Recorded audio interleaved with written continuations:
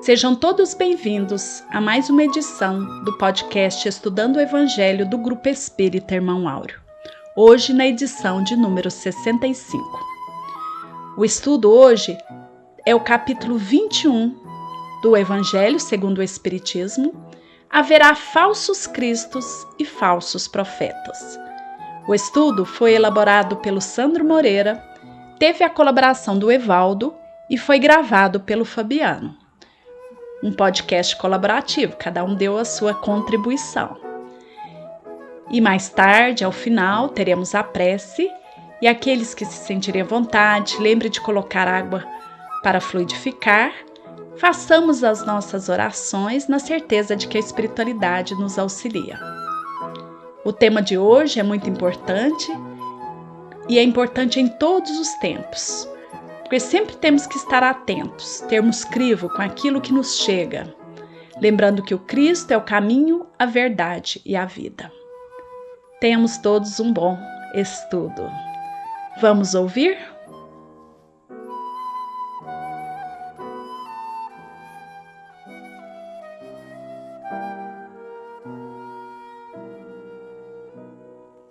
Saudações a todos que nos ouvem no nosso podcast.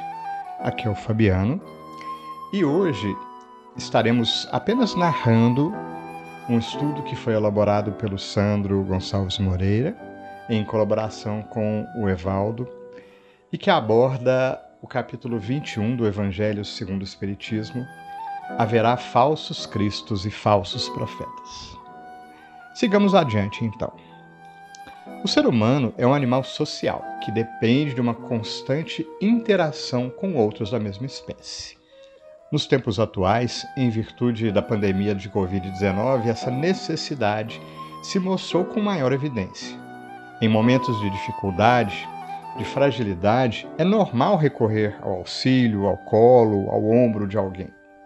Infelizmente, há quem se aproveite dessa situação de carência, se passando por aquele que possa trazer bálsamos às dores de quem sofre, mas que, na verdade, tem por detrás interesses pessoais, muitas vezes mesquinhos, que acabam agravando a condição daquele que pede por socorro.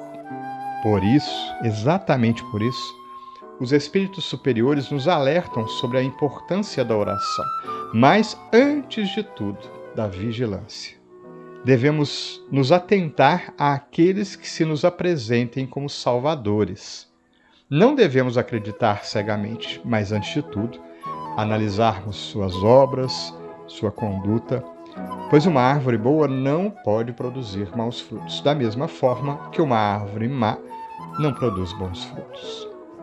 No sentido evangélico, profetas são aqueles enviados de Deus que possuem a missão de instruir os homens e de lhes revelar as coisas ocultas e os mistérios da vida espiritual. O dom de fazer predições tornou-se um atributo dos profetas, em virtude de uma distorção terminológica. Dessa forma, no sentido de nos protegermos dos falsos profetas, observemos, portanto, o teor das suas mensagens. Aqueles que nos trazem previsões, muitas delas apocalípticas, merecem o crivo da nossa razão, de forma bastante rigorosa. Tais predições, se aceitas sem questionamento, podem gerar perturbações mentais, inclusive acarretando quadros patológicos, como, por exemplo, a ansiedade. Os espíritos, sejam eles encarnados ou desencarnados, que se dizem dotados de poderes especiais, miraculosos, capazes de realizar proeza, que escapam às leis da natureza, se mostram como fortes candidatos a falsos cristos ou falsos profetas, uma vez que a realização de algo que extrapola as leis da natureza só cabe ao Criador e, evidentemente, nenhuma criatura disso seria capaz. Alguns fenômenos, realizados por esses irmãos, atribuídos como miraculosos, gradativamente vão sendo explicados com a ampliação do conhecimento científico. Dessa forma, o charlatanismo tem prazo de validade E esses irmãos, em algum momento, serão convidados a modificar suas atitudes e reparar os danos a quem eventualmente tenham causado. Para pessoas leigas à doutrina espírita, alguns fenômenos a ela relacionados, notoriamente os mediúnicos, podem levar à falsa conclusão de que os preceitos de Kardec podem fomentar falsas profecias. O Evangelho segundo o Espiritismo, entretanto, deixa claro que tais fenômenos, assim como aqueles relacionados à física, à química e outras ciências, obedecem às leis naturais, cabendo à doutrina desvendar as questões que ainda são enigmáticas a todos, ou pelo menos à maioria de nós, que são aquelas relacionadas ao intercâmbio existente entre os planos material e extrafísico. Aos poucos, muito do que era tratado como sobrenatural tende, portanto, a se encaixar naquilo que se pode considerar como conhecimento científico. O apóstolo João nos adverte: meus bem-amados, não acrediteis em todo o espírito, mas experimentai se os espíritos são de Deus, porquanto muitos falsos profetas se têm levantado no mundo. A mensagem é muito clara, mas faz-se necessário dizer que todos os espíritos são de Deus. Não devemos aqui julgar este ou aquele irmão no sentido de diminuí-lo ou rotulá-lo de uma forma estigmatizada, pois uma das bases do espiritismo é a indulgência para com o próximo. Se nos depararmos com um espírito que se compraz com a falsidade ou com qualquer má tendência, cabe a nós orarmos por ele, solicitando a Deus e aos espíritos superiores terem dele compaixão, para o quanto antes se aperceba de suas decisões equivocadas e se esforce para seguir a estrada reta, o que certamente o levará à necessidade de reparação das faltas cometidas com aqueles que por ele forem enganados. O discurso apresentado pelos falsos cristos e pelos falsos profetas pode até se assemelhar em alguns aspectos àquele apresentado pelos verdadeiros emissários divinos. Se a mensagem é apresentada de forma discreta, objetiva, preenchida com preceitos morais, pode estar sendo proferida por alguém de boa intenção. Mas, se ao contrário houver uma carga excessiva de termos que desencadeiam respostas emotivas, se o palestrante fizer questão de plateias, se não aceitar outras opiniões por ser o detentor exclusivo da verdade, devemos averiguar se não se trata de um irmão com objetivos menos nobres, ou que esteja fascinado por ideias que não nos levem aos ensinamentos de Jesus. Uma característica dos falsos profetas é de se aproveitarem de um momento de vulnerabilidade das pessoas, um momento de maior carência. A pandemia atual é uma prova inquestionável de que estamos passando por um momento de transição planetária. E estudos têm demonstrado que as pessoas se encontram mais frágeis, menos felizes, se tornando presas fáceis para os espíritos enganadores, sejam eles encarnados ou desencarnados, que venham a se apresentar como salvadores ou missionários, verdadeiros emissários de Deus. Da mesma forma, devemos estar atentos àqueles que se apresentam como o Cristo. Neste caso, nossa tarefa se mostra menos difícil, pois sendo o Cristo nossa referência de perfeição relativa, qualquer um que não apresente todas as suas virtudes e ou manifeste alguma má tendência que não lhe seja própria, certamente ele não o será. Nossa pretensão também deve ser direcionada ao que se passa pela nossa mente, pois, como bem explicado em resposta à pergunta 459 do Livro dos Espíritos, os espíritos nos influenciam bem mais do que podemos imaginar. Muitas intuições que temos na realidade provêm de espíritos ligados a nós.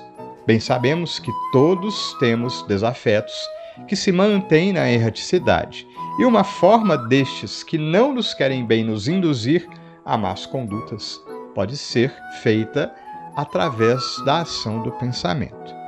Quando então novos pensamentos surgirem, devemos ter a mesma atenção anteriormente dita, pois pode se tratar da intervenção de um falso profeta, pois no primeiro momento pode nos sugerir bons pensamentos, nos induzir a ações que julgamos ser corretas, mas sutilmente podem nos incutir ideias fixas, guiando-nos a ações contrárias, no final das contas, ao ensinamento cristão, proporcionando situações de desequilíbrio. Nas casas espíritas, tais irmãos enganadores podem se manifestar através de médiuns a eles sintonizados, inexperientes ou não devidamente preparados. Suas mensagens são dotadas das características anteriormente citadas, o que já seria suficiente para gerar desconfiança em quem lhe ouve. Entretanto, além disso, muitas das vezes sugerem, como remédio aos males da humanidade, coisas utópicas e impraticáveis, medidas ridículas, extravagantes e ritualísticas, além de ações que contrariam as leis da natureza. Ademais, devemos desconfiar de grupos espíritas que apresentem exclusivismos, pois mensagens que sejam importantes, veiculadas por espíritos sérios, são transmitidas simultaneamente em diversas localidades. Relatamos até agora situações específicas que caracterizam ou mesmo podemos encontrar os falsos profetas. Mas, para finalizar, gostaria de convidar a todos para que façamos a seguinte reflexão: seremos nós falsos profetas? Como tem sido nossa postura perante nossos familiares, nossos colegas de trabalho? De alguma forma, temos espalhado a desesperança? Nossa fala tem sido embasada nos preceitos cristãos? Afastemos de nós a hipocrisia. Busquemos ser verdadeiros cristãos, buscando seguir o exemplo do Mestre no nosso dia a dia. A sensação de poder alimenta a nossa vaidade. Quando menos percebemos que somos o centro das atenções, que de alguma forma influenciamos o comportamento das pessoas, temos a tendência de mantê-las em uma posição de subalternidade. Nos atentemos então a isso. Lembrando da metáfora da árvore boa e da árvore ruim, para melhorarmos a qualidade dos frutos que produzimos, é necessário que mudemos a árvore, e não os frutos que são consequências. E como a maioria das árvores precisa da poda, nós, como espíritos, precisamos da reforma íntima. Portanto, convidamos a todos a refletir em cada aspecto que nos é apresentado. Busquemos Jesus, busquemos estudar o Evangelho, busquemos o estudo sério, refletido, maturado da própria doutrina espírita. Abramos o nosso coração, o nosso espírito e a nossa mente para toda a luz que se nos apresenta, para todo o convite ao bem, ao aprendizado, ao esforço de melhoria. Que tenhamos uma boa semana, que assim seja.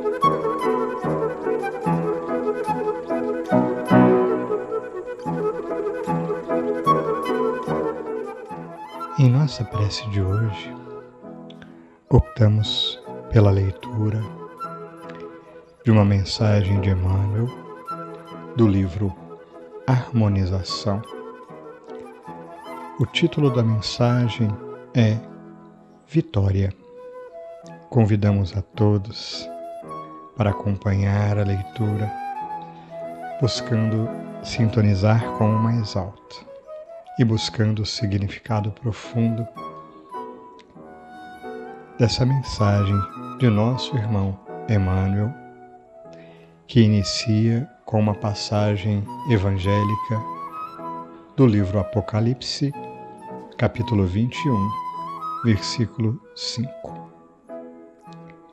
E o que estava assentado sobre o trono disse: Eis que faço novas todas as coisas.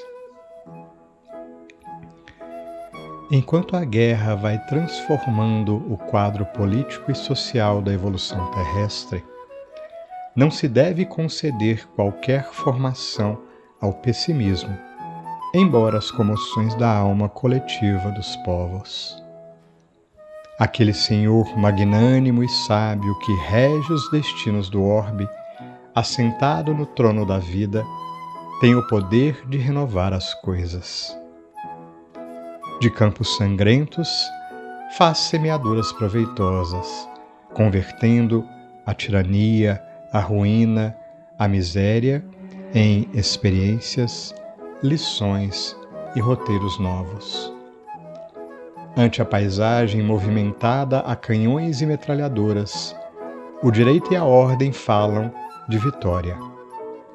É justo comentar alegrias do triunfo. Entretanto, como quem sabe que Jesus permanece ao lado de todas as causas retas, é indispensável saber prepará-lo. Instituiu-se simbologia popular nesse sentido. A campanha da vitória do bem empolga os corações. Importa recordar, porém, que o V simbólico reclama companheiros que lhe organizem a efetividade desejável.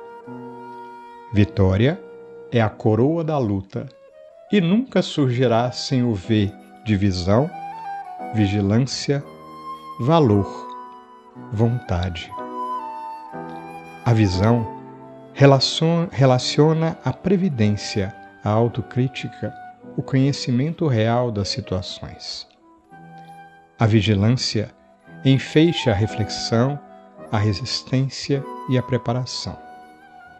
O valor constitui a coragem, a renúncia e o caráter. A vontade representa a determinação, a disciplina, o poder mental. É preciso que o discípulo do Evangelho compreenda a extensão da luta que se desenvolve no imenso teatro do mundo. É ocioso destacar atitudes beatíficas, quando o planeta é sorvedouro de conflitos ásperos. Tome cada um as energias próprias e utilize-as rumo às claridades do porvir. A vitória do bem não depende exclusivamente do material bélico existente no mundo. Enxadas, charruas, árvores, sementes são também suas armas. Sua primeira frente de combate é o lar, e seu primeiro clarim deve soar na consciência do homem justo. Vitória deve ser verdade e vida em Cristo. Trabalhemos sem descanso, porque o Senhor fará novas todas as coisas envelhecidas. Que assim seja.